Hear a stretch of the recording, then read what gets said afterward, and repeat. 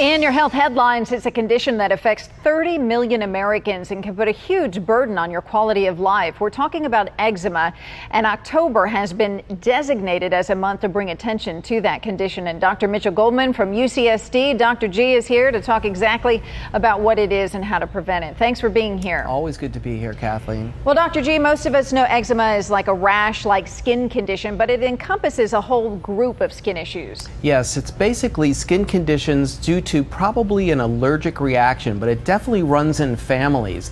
The biggest problem with eczema is it's going to appear on your face and on parts of your body that are exposed. So what we found is one of the biggest problems with eczema is that most of the eczema occurs in kids, infants and young children. In fact, about 9 million kids will have eczema, and new studies have shown that about 20% of those kids actually get bullied at school and made fun of.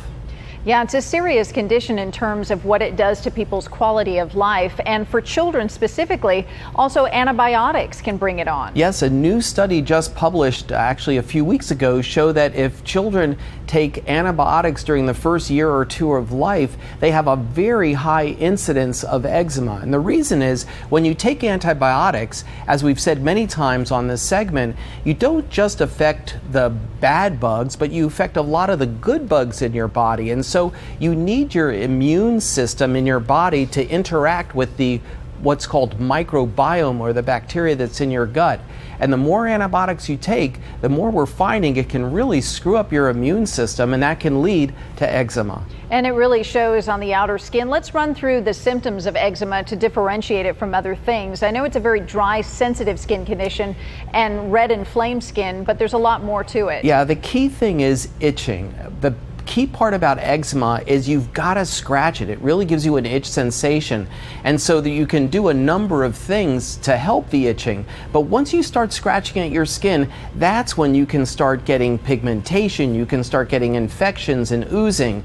And so that's the biggest problem. You have to try to break the itch cycle, and when you break that itching, you can actually make the eczema get away. And you have to protect the skin barrier very easily with using moisturizers, seeing your dermatologist when things get bad, so that we can actually treat it with a wide variety of topical creams that you can get at the drugstore, like cortisone, or even stronger creams that your dermatologist can prescribe. We have a list of ways that you can kind of prevent or try to lessen the flare-ups, because this is a condition that you have to live with. Yes, but fortunately, most of the time, eczema actually goes away in adulthood.